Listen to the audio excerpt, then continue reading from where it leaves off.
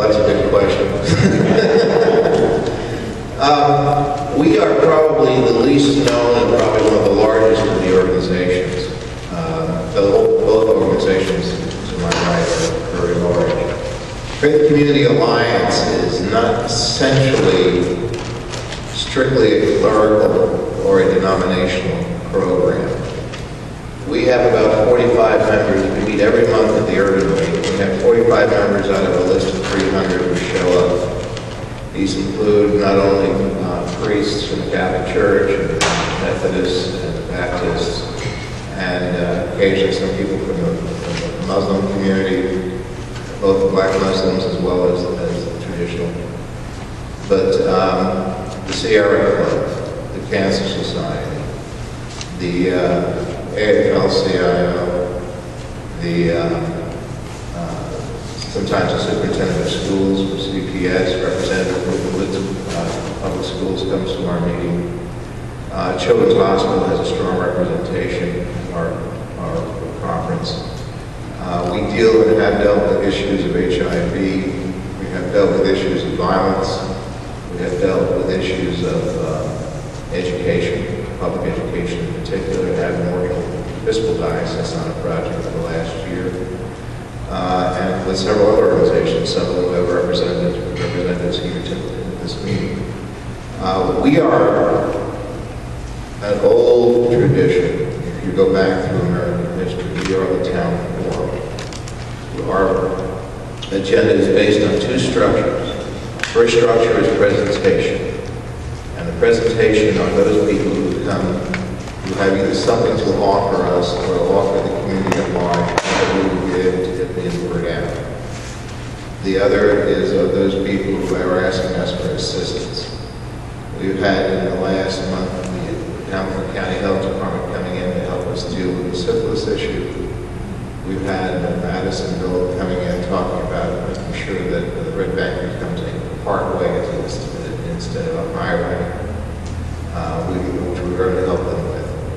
We deal with issues that first started off with metropolitan sewer, now that can be done much more effectively in the community.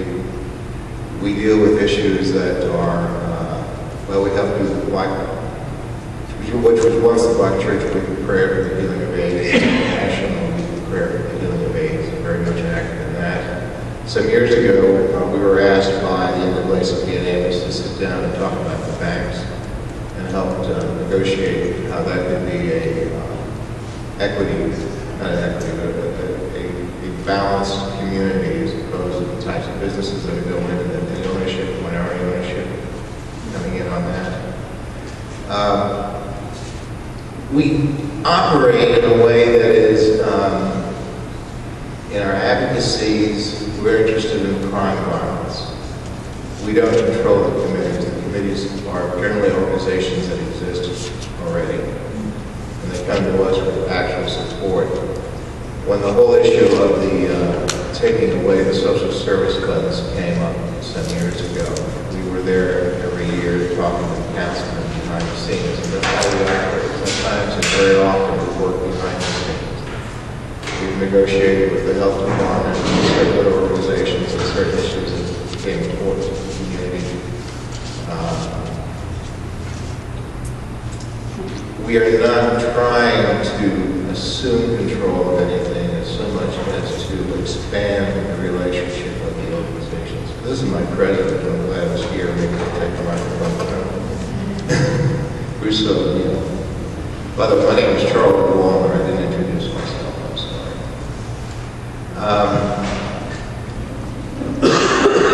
Our email blast goes out to 300 people, and we expect by the time it goes through, it's distributed to nearly 1,000. Russo has a phone tree that goes out to about 1,000 people that deals with certain issues that calls for their bringing together the committee groups. We should be called Faith in Community, or Faith and Community Alliance, because essentially we're a combination of both on that. We've been in existence for 13 years. Someone suggested we finally get a website, so we did that. If your program or you have an issue that you want to deal with and you want to have a broad base of thought to come back, people who are very experienced in the community. And at B45, most of our meetings are long, generally runs from about 10 o'clock to 12:30, because we deal with an awful lot of issues. We're on the table that people come to. And I could go on for a while. We have a special project right now called Prepare the Future Ohio, which began with Protestant bishops of the state some years ago. They wanted to do a grassroots campaign and were having some difficulty, so they came to us, FCA, to see if we could do something with that. We have done a large number of projects. And Prepare the Future Ohio, by the way, is to support public schools.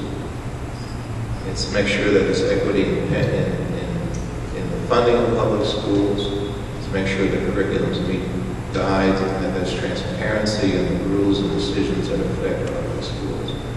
We're attempting, I'm using the word attempting, to have a summit between state legislators and school superintendents on May 18th. On May 30th, we're going to have a bus ride of citizens to go up and show them that parents do care, the public does care about, this is to Columbus, about public education. There'll be some more information on that, and work with parents from public schools. Our coalition on Prepare the Future is a women's club.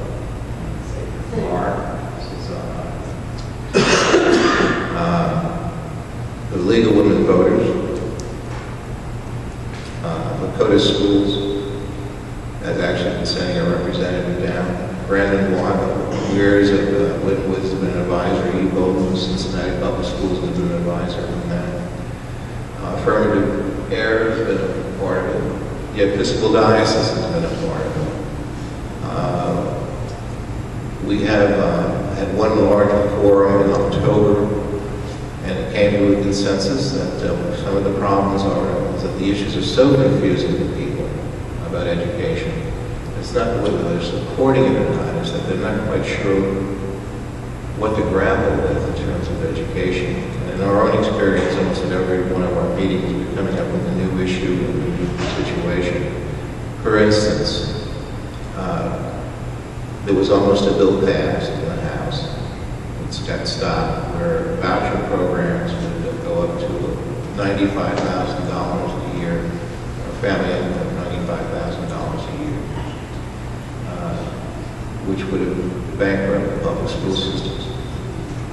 Not only we opposed it, but many people across the state opposed it. But there is some belief that the politicians are not quite sure what they're doing on the education issue.